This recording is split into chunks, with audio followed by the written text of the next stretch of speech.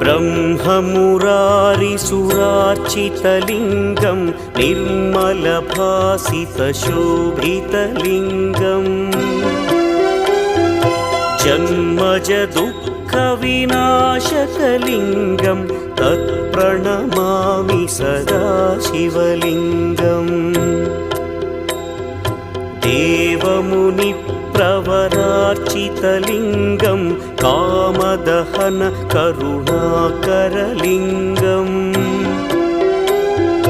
रावणदर्पविनाशकलिङ्गं तत्प्रणमामि सदा शिवलिङ्गम्